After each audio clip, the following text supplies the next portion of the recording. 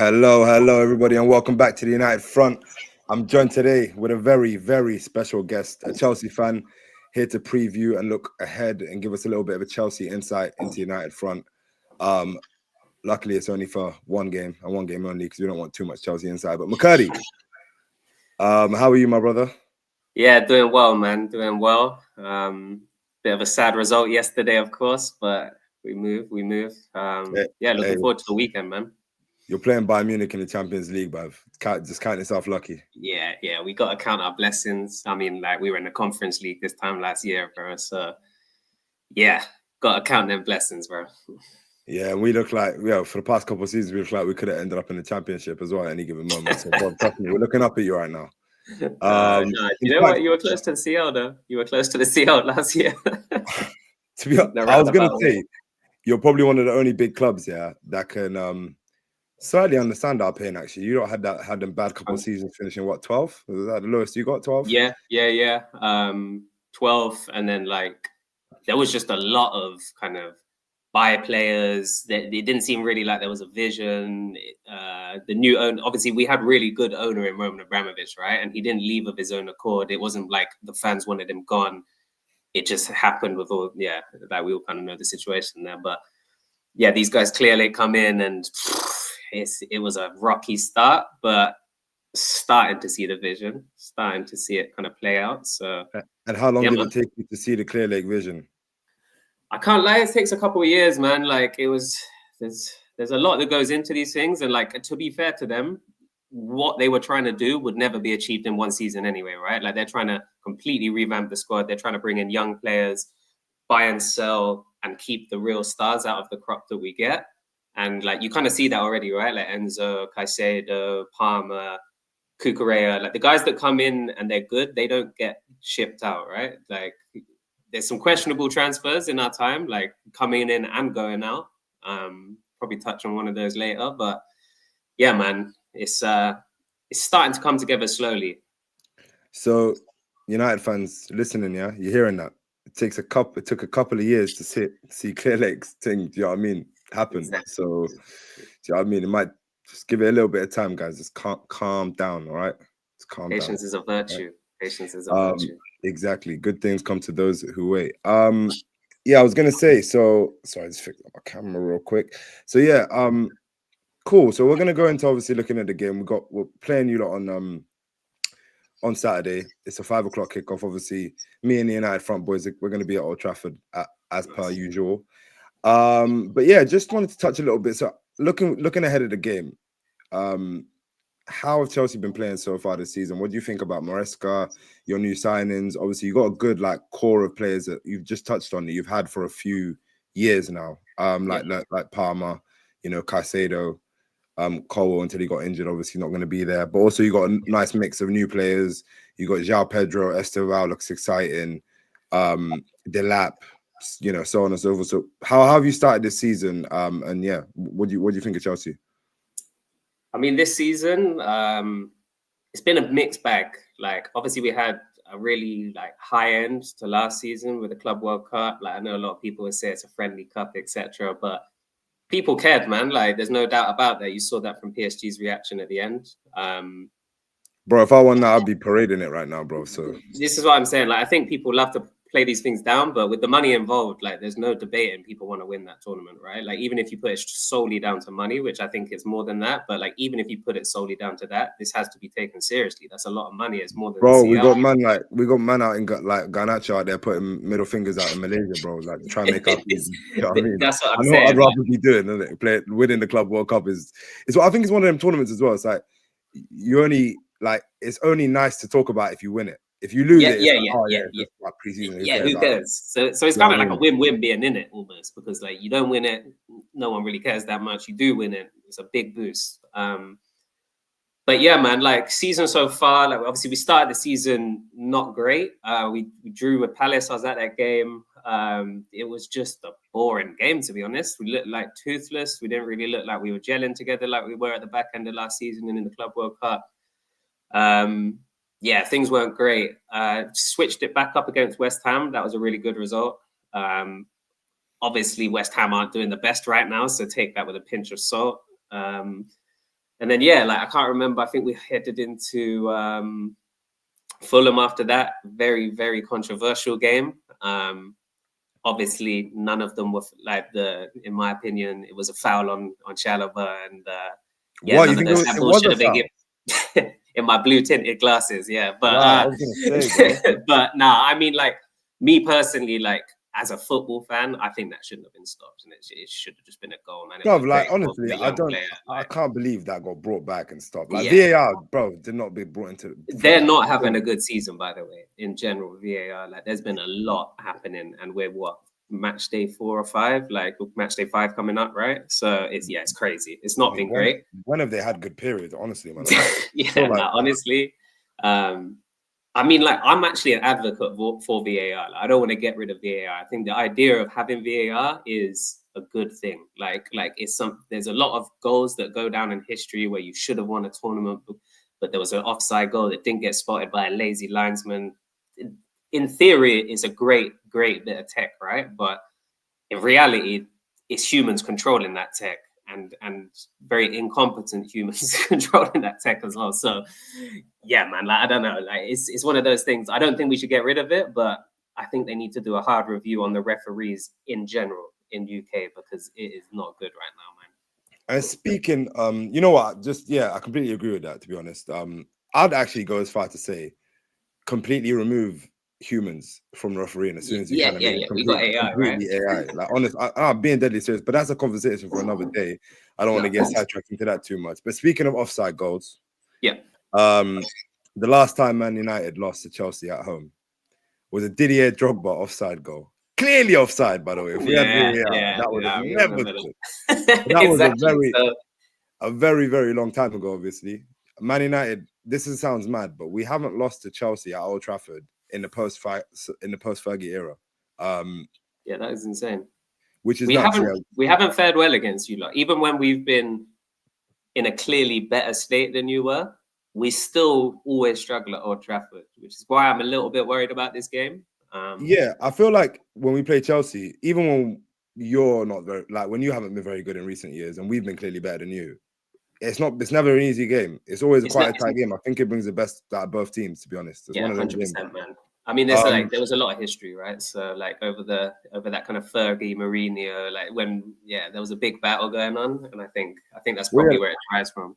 The last time you lot beat us at Old Trafford, you lot were going for the league. Like I said, it was Drogba. I think you might have even won the league that year. And that actually goal had a big impact to it. And that probably that's obviously one of the reasons VAR was not that goal specifically, but generally those type of incidents. Things like that, right? Yeah. Was why VAR was brought in generally, but like, because it did go on to actually like make a difference in a big title race. But yeah, like, at the end of the day, it's been obviously this club shared. These two clubs have had a lot of history and rivalry, especially in the Premier League era. Like you said, Mourinho, Fergie, it dates back a while, but even in recent years, it's always been quite tight games. So what do you feel like as a Chelsea fan going into the game on Sunday? Do you feel confident? Do you feel like, it's a tough one, man, because, like, we look amazing at times, like, genuinely look like a really, really top team. Like, we kind of say the PSG performance. I know I keep going back to it because it's the most recent kind of like best show of ours, but like, we look like a top team in that. But our main problem right now is consistency, and I guess it's something to be expected with such a young squad, inexperienced squad. Like, these things happen, right? But yeah, man, like, you don't know what Chelsea you're going to get on the day, so it's hard for me to be confident. But if we play our best, I think we can win. Like, looking at the two squads right now, what we haven't looked good at all season, and to be honest, for the last couple of seasons, is low blocks. It's been a huge issue for us.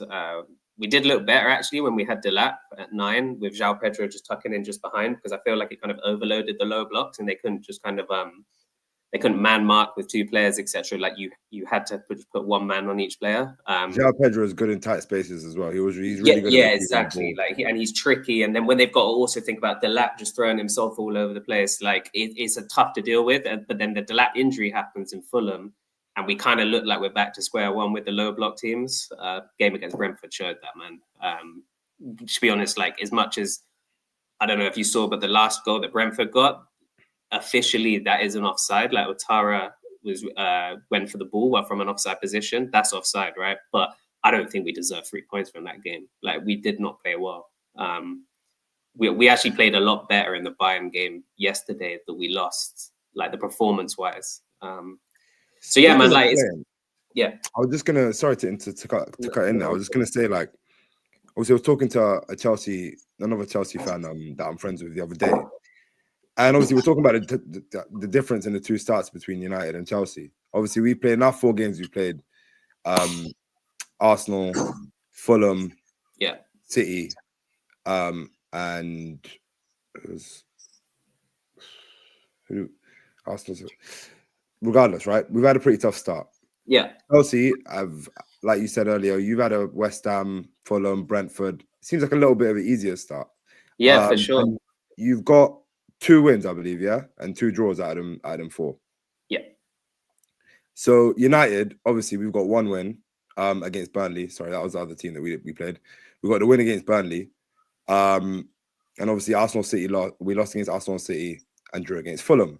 Now, I was saying, like, if we had the same start as Chelsea had, right, in our first 4 games, I believe we definitely would have won at least 2, right? Which is what Chelsea obviously did, yeah.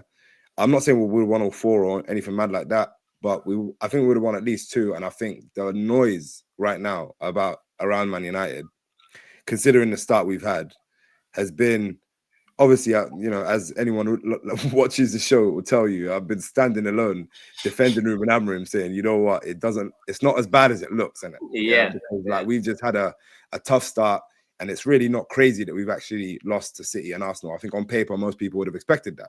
Yeah.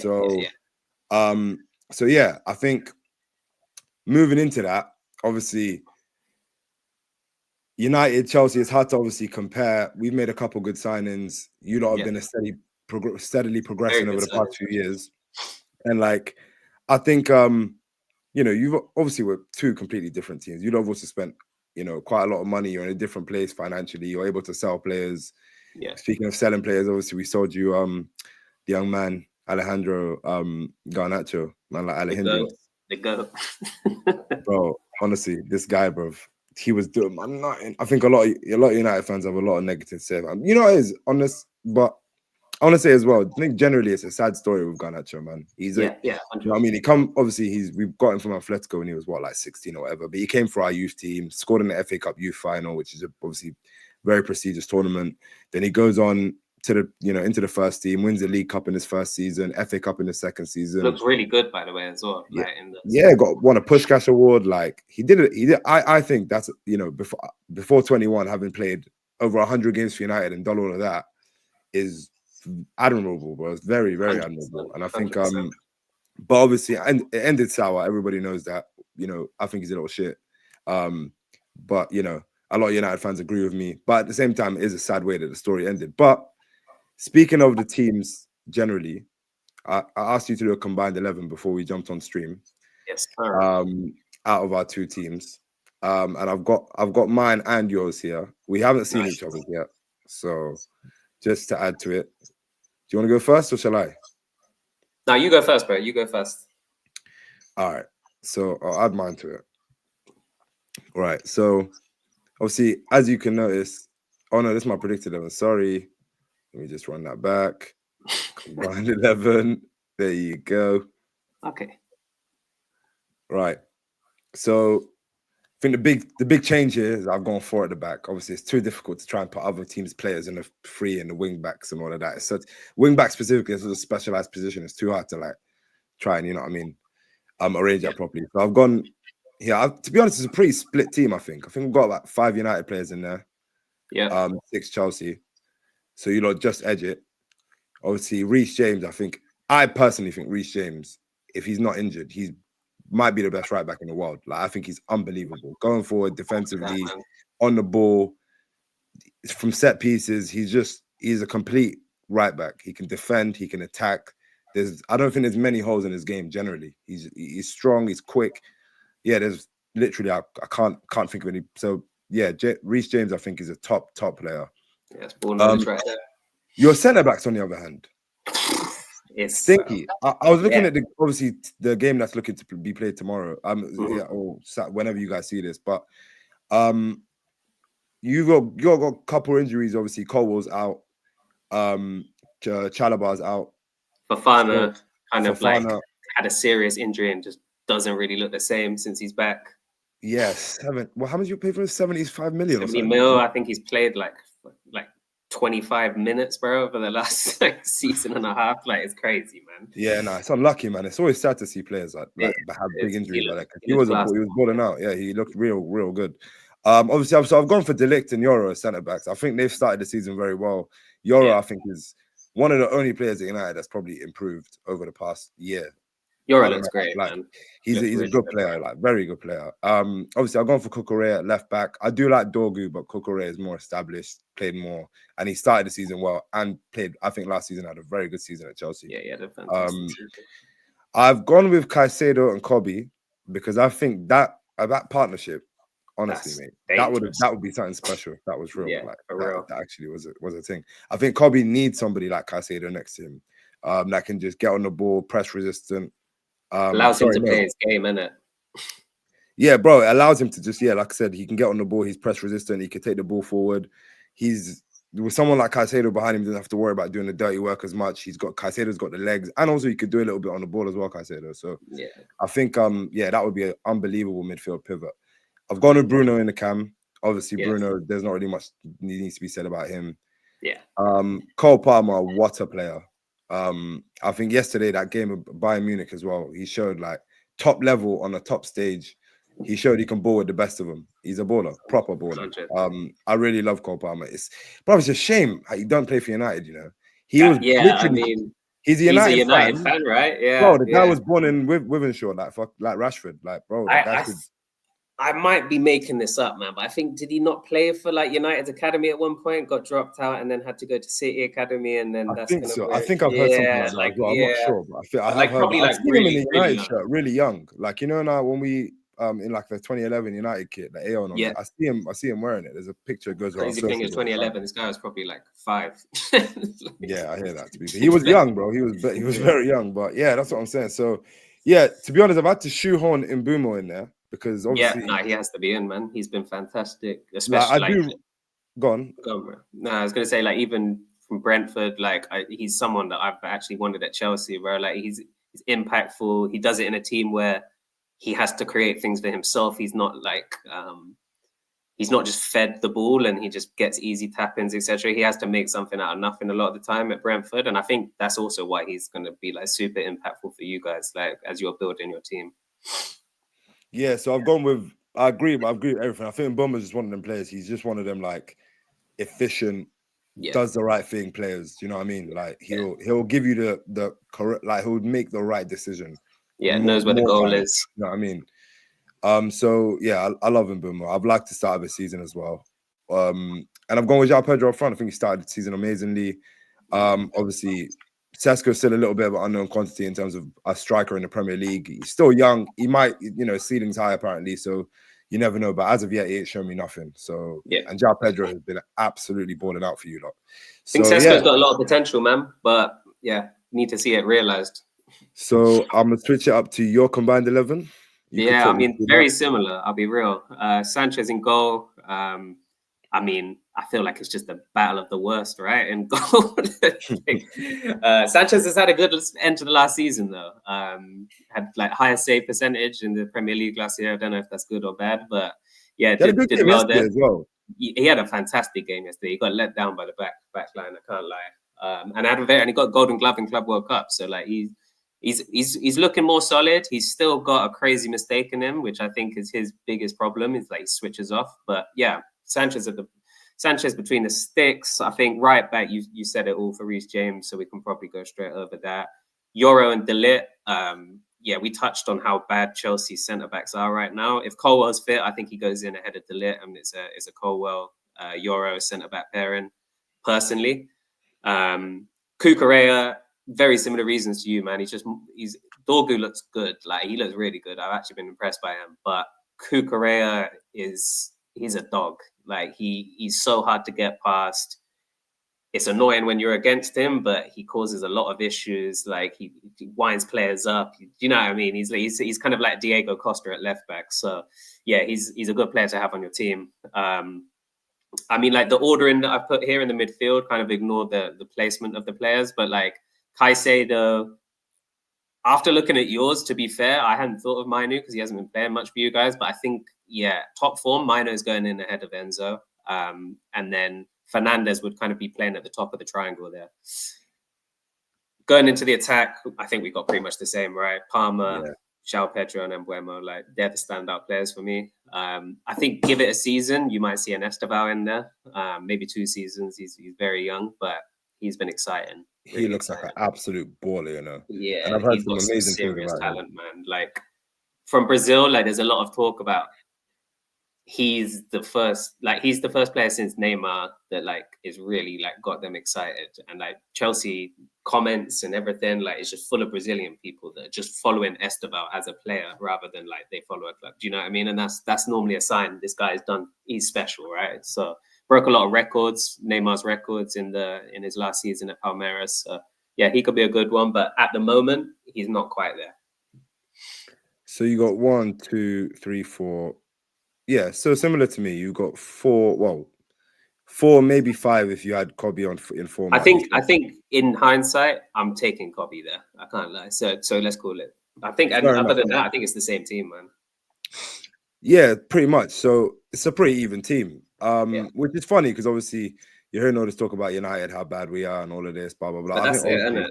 Everyone loves to cry United, so it'll bring me on to my next question, which I wanted to ask. You know, from the outside looking in, obviously you're a Chelsea fan. The noise is less kind of, you know, emotional to you. There's, you know, you're a bit more objective. From the outside looking in, what does the Man United situation look like? You know, how would you assess it? So it's a tough one, man. But personally, and I might get rinsed for this, but like personally, I don't think you should even be thinking about changing your manager until at the absolute earliest. And for me, this is still too early, January, right? Like, and that's still for me too early. Like I spoke earlier about how it took time for the Clearlake vision to come through, and people like Amorim, he's actually very similar to Maresca in the fact that like the way they play football is so regimented. And there's so many kind of things that you just have to learn as almost like muscle memory. That's not something that happens overnight. Like you're starting 11, there's been a lot of changes, right? Like people coming in like Mbeumo, Cunha, like they have to learn this system now, and it's not an easy system to learn. But when those systems do kind of come together, they're very, very hard to play against, man. So like, yeah, for me personally, I'm not Amorim out, and yeah, like it may sound crazy because the results don't reflect it, but for me, this is actually the best Man U have looked in a long time, and the most promising they've looked in a very long time. So yeah, when it comes to signings, I think you did fantastic this year, actually. Like Cunha and Mbeumo, I kind of touched on it earlier with Mbeumo, but they both come from teams that they've had to create their chances by themselves. They have to have impact without others performing well around them. And I think that's exactly the sort of players that United need. They've got bags of Premier League experience. They're not these players that look amazing in the Bundesliga, come over, and yeah, they turn into Timo Werner at Chelsea. We've had way too much of that.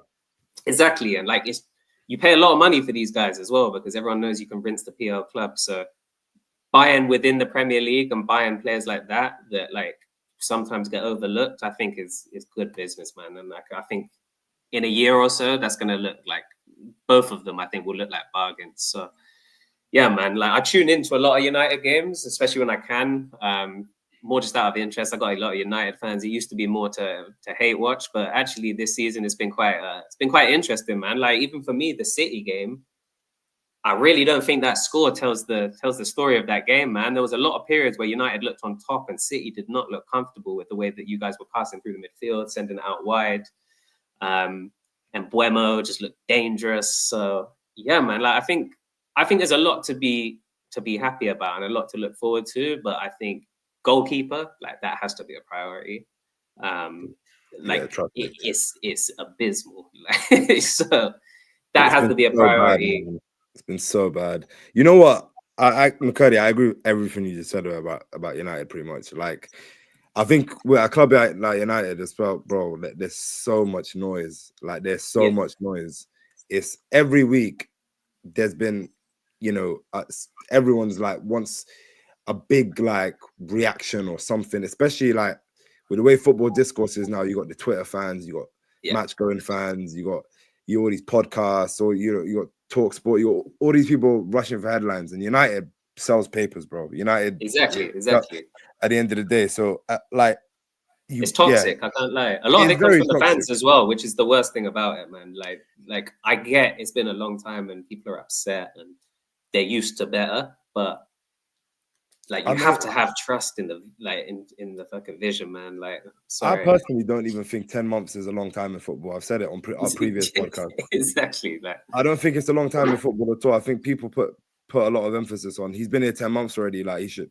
Like, for me, with the job you've got, you're coming in to try and turn a whole club around, and a club decides that if you're turning a ship around, do you know what I mean? And you're turning it's different between turning a small boat around and turning a massive, cargo ship around. That's what we're on, isn't it? That's what United is. And so it might take a while to do it. And like, honestly, I'm quite optimistic. I think once we start getting a little bit of run of easier games as well, like, bro, playing Arsenal on the first game of the season and playing City as well, like, and both of these teams you played well against. Like, Arsenal game, you were arguably the better team, right? I'll disagree with you on the City one. I think we played crap there, but there was some positive. There's some good moments, man. Positive signs, yeah. But like generally, yeah, we played really well. I think we played well against Arsenal. We played well against Burnley. We played. We've created enough chances to score against Fulham and win that game as well. Fulham's not an easy game either, by the way. And it's not, So yeah, cool. So going on to this weekend, then I'm just gonna have a look. Obviously, I've asked you to do me a little predicted 11 as well, to see how Chelsea are gonna line up. Just gonna add it up on there right now. Yeah. So go on, talk me through it. Yeah, so basically what I've done here is more what I want to see rather than what I might think Maresca plays. But for me, if I was picking the starting 11, this is what it would be. So Sanchez, he's been in good form, and we don't really have any other options. So that's a lock-in. Reece James, obviously, we're trying to manage his fitness. We're trying to make sure that he doesn't get overworked. We don't want to see him get injured again. He has been fit for a year now, like no injuries. So yeah, like I think he's just miles better than Gusto though. Like Gusto had a very good season under Poch, but he's been shaky. Even yesterday, he in the Bayern game, he made a fatal mistake passing it straight back to Harry Kane. Like Reece James is never doing that. Like it's just not happening. So he has to be there. Action Pong, I'm putting ahead of Tosin. I don't think that will happen. This is one of those things that I think Maresca probably won't do. But for me, he's class. Like he shows real class. He's young, so I understand maybe why Maresca doesn't want to force him into these tough situations. But I think that's how players grow, right? Like being put in those situations. So yeah, like for me, he starts. Chalobah is kind of locked in there. You got Andre Santos in there in that midfield. Yeah, so Enzo looks exhausted, man. He looks so tired. He needs to rest. He played every minute against Brentford, almost every minute against Bayern. He looked fantastic at the start against Bayern, very quickly like slowed up. And I think he just needs to rest. And I think we've got a serious player with Andre Santos, man. He's not the one that's spoken about as much, but like as someone that watches the team all the time, right? Like you see this guy has some serious quality. There's the final goal against West Ham, he played a pass that I don't even think Enzo's hit. And against Bayern, Cole Palmer's disallowed goal right at the end. He played a fantastic through ball to him there. So yeah, I think he brings something different to the team. There was talk that United were interested in him in the summer as well. There was some reports that were trying to get him. That didn't go through. Yeah, bro. I'm not gonna lie, because he looked like he did a really good job at Strasbourg, and I was seeing some good stuff coming out about him there. And obviously you got Esteval, Palmer, Neto, Pedro. That's like I think Esteval, baller, like we've said. Palmer, and not much needs to be said about him. And Pedro Neto. So yeah, obviously we know Chelsea are going to be a good team. Like you're going to put out a good team. You've spent 2 billion or whatever over the past. You know what I mean, it's going to be not hard not to, isn't it? So, and yeah, you lot should be. One shout out the lower net spend in the last 10 years than Arsenal. Remember, bro, you lot sell so well. I was, me and Zayn were talking about on one of the streams in the summer. I was saying Chelsea, bro. Like if there was a trophy for how well they make, like people make money, I Think swear, about you know, Mason Mount and like all bro, these it's players. ridiculous, bro. You sold off Mason Mount Criminal. for 55 million. Mason Mount, I think he started the season well in that and whatever. But bro, he's only started playing for us now, 2 years after we signed him for Exactly. 55 million, Exactly. bro. Like, Yeah, no, we've done in some that, good business. bro, he signed what's his face, Garnacho for 40 million. Like, what? Yeah. You're gonna With the potential from an English club, like I was bro, kind of he shocked. won't play for you for a year and you'll sell him next year for 60 million. I guarantee Yeah, you. exactly. That's That's what I just how mean. Chelsea operates. It's either that or he plays really well. We managed to iron out some of his issues, and then we've got a great player for 40 mil. So like it's a kind of win-win. Yeah, literally. You know what? Yeah, Chelsea, they sell players like crazy. So at least if you're gonna be spending 2 billion or whatever, sell players as well. Yeah, exactly. But yeah, obviously we got quite a few injuries actually. Obviously we got Cunha out, Mount out. Speaking of Mount, which was actually a shame. I think there have been two big reasons as to why we've started the season so well and why we look so like promising in attack, especially Mount's pressing, his energy. Generally has helped us, you know, and he's on the ball. He's quite good as well. Like, that's what he was great at, man. To be honest, he's a dog. He's a dog. He's a good player. Once he gets on the ball, he can, you know, deal with it well. Not like, for example, Ugarte, who gets on the ball and gives it back to the opposition. So yeah, I like Mason Mount.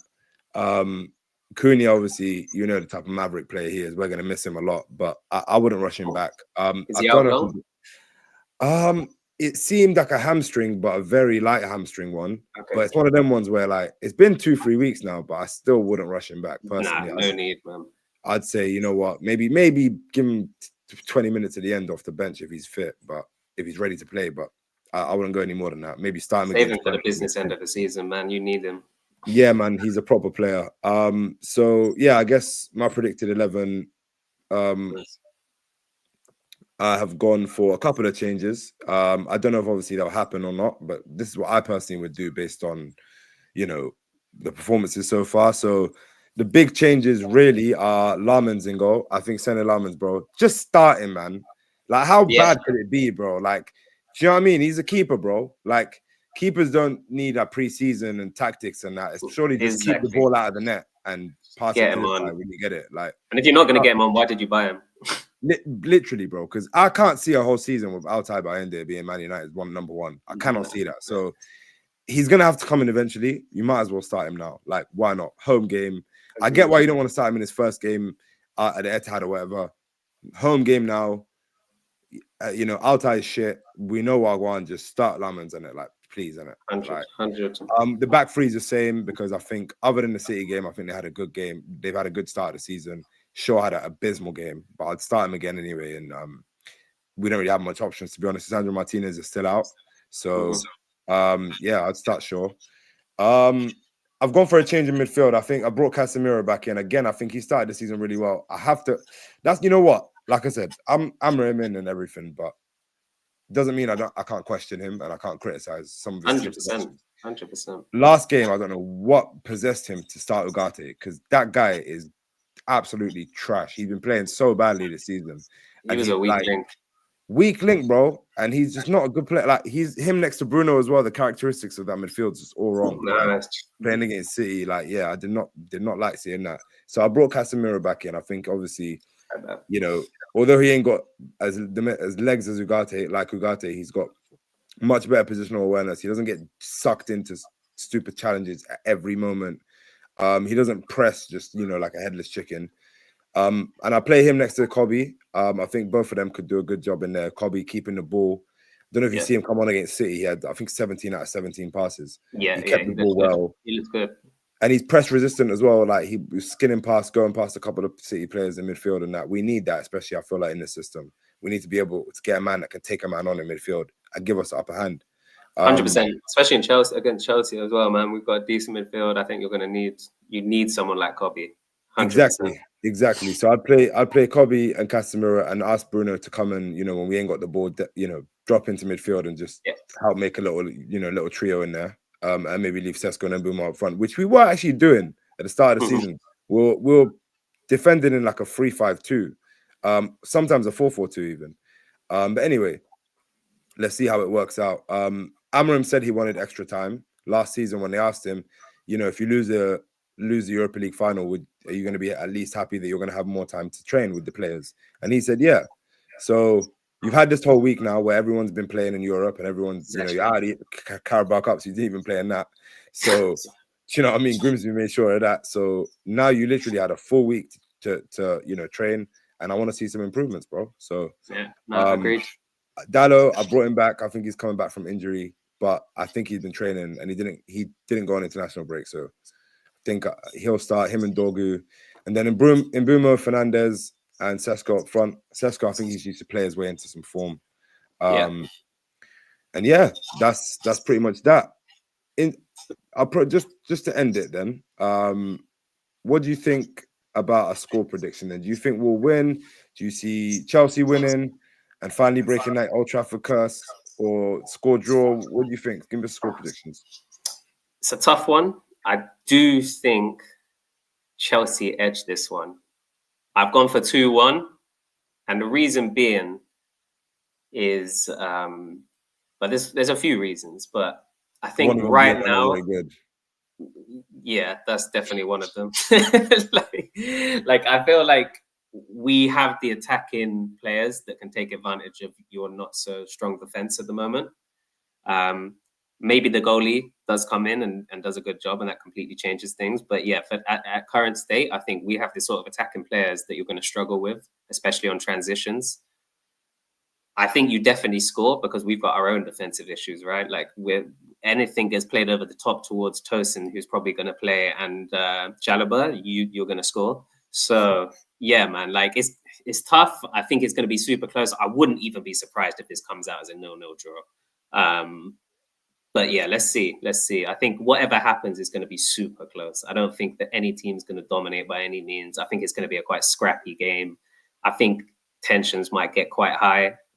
Both of us kind of need this win to keep to press on. And I feel like, yeah, we both had a bit janky starts to the season. Like this win would kind of benefit both of us equally. So I think it's going to be a real good game, or a very boring game.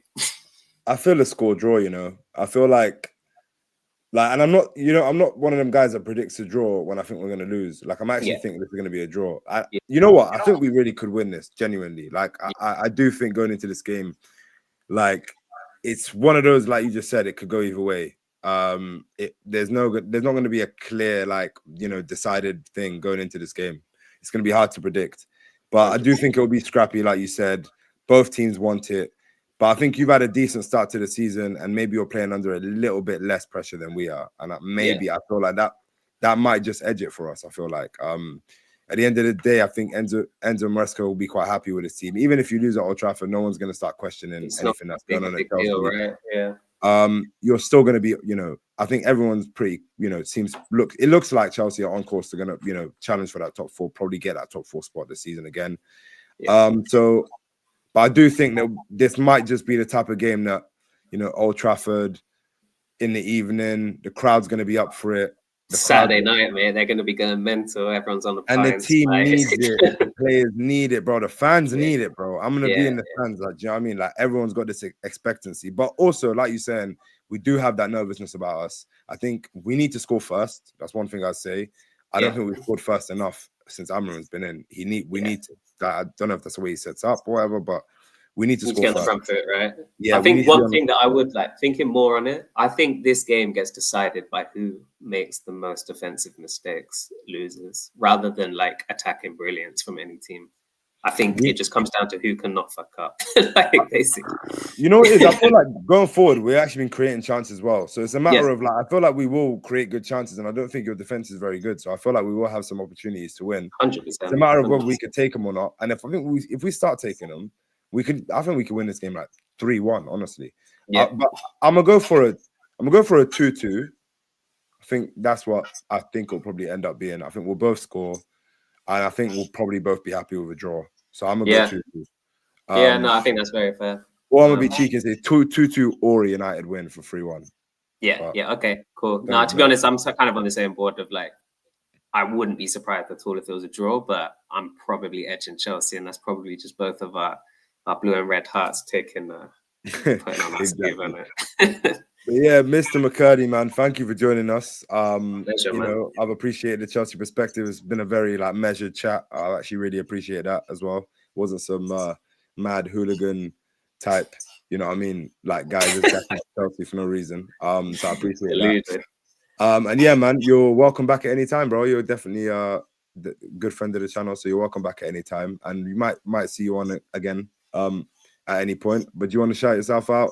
Give any plug yourself? Anything to plug at all? Instagram? Nothing to plug, man. But definitely want to be back on here for the Stamford Bridge leg. That I'm not sure when that is. Actually, I haven't even really looked. But yeah, for sure we'll get back on here for that. And yeah, man, it'll be interesting. And good luck to you lot. Good luck. Yeah, may the best team win. May the best team win. My boy. But yeah, all right, cool. Thanks for joining us, obviously. Guys, if you haven't already, make sure you like the video, subscribe to the channel. We're going to be bringing you a lot of content at Old Trafford. Obviously, on Saturday, we'll give you our live review after the game as well, outside of the game, outside of Old Trafford after the game. So keep your eyes peeled for that. Get your notifications on. And yeah, we'll see you very soon. Peace and love. Take care.